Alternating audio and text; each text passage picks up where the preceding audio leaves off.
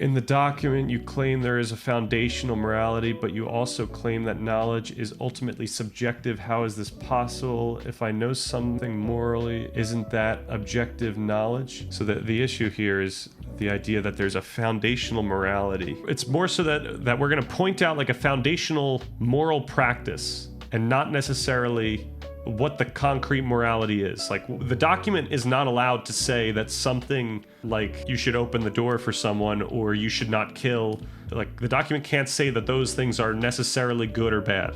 It's not allowed to. I mean, I guess the closest it can get to saying those are good or bad is saying that if you're trying to achieve your goals here or do anything in the world, doing something that's going to get you in a lot of trouble is probably not going to help you. So therefore, it would not be good. But it's more pragmatic in that sense. It's not thinking about like some objective moral framework. The fundamental moral practice that it can say is, hey, like, you understand that you have the capacity to reflect upon what you know or just something about the world. You have this understanding or this concept of morality as such. Like, you understand that there's things that are good and there's things that are bad.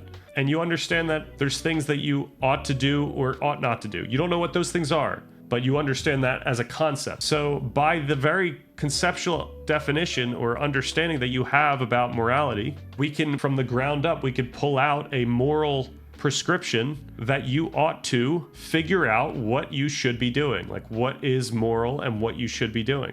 And then the second part is that whatever you come up with, you should do it. Like, you now have a moral prescription to do it. So, like, nothing clear. It's different for each person, but we can build a moral framework from just the idea that we have a moral, like, just from the fact that we all understand morality as a concept. We can build up our base moral framework. Now, the question is then, are there certain things that would contribute or help you in figuring out what you should be doing or helping you do what the things that you should be doing? And that leads to like part 2 stuff where we actually talk about the things that would help you achieve your goals. So if regardless of what you find to be your moral responsibility, you have the toolkit that tells you how to do those things. And the question is, if you have a toolkit that shows you how to do the moral things that you think you ought to be doing, then don't you have a moral prescription to do those things? And it's not going to be as clear as that. Like, we can't say that you necessarily ought to meditate for a certain amount of time. It would be you ought to figure out how much time you could or might not need to meditate in order to do what you're trying to do. It. And meditation is just one of the many tools. So it's like, how healthy do you think that you need to eat in order to be able to operate in such a way where you actually do the things you think you ought to be doing?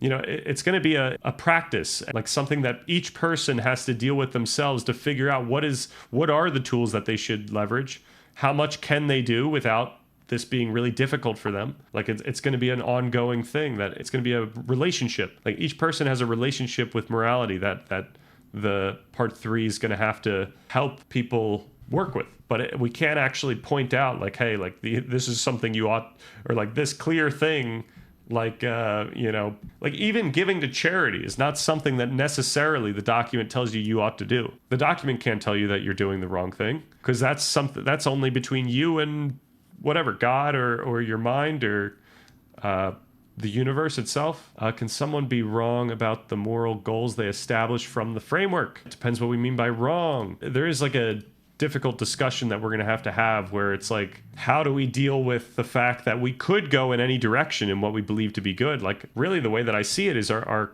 conscience is changing. Like, what our conscience yells at us about changes over time. So, not to get overly dark, but people that end up doing terrible things, or at least what we believe to be terrible things, they get to a point where their conscience doesn't yell at them when they do those things. So how can we create like some type of North Star for ourselves so that we know when we're not going in the direction of, what we want to be doing?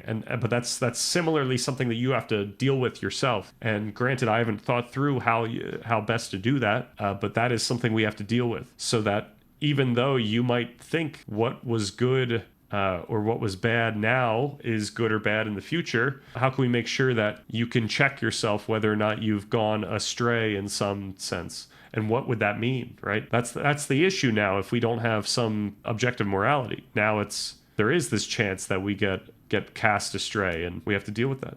And if so, by what standard are they wrong if the moral document doesn't state what is and what isn't wrong, right? It's going to have to be a practice, though. Like, the document's not going to be able to give you the North Star.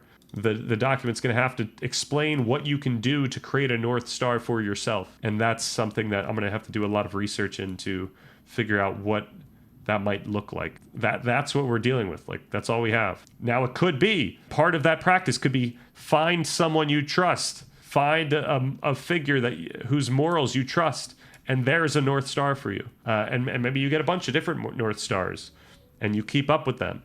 Perhaps it's a standard of the reasoning that's required for you to feel like what you believe now is okay.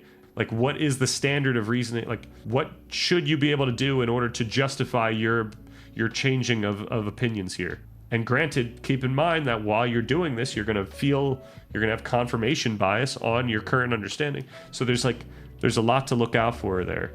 But we have to deal with these very difficult problems. But I think we're going to deal with them the most appropriate way I could possibly think of.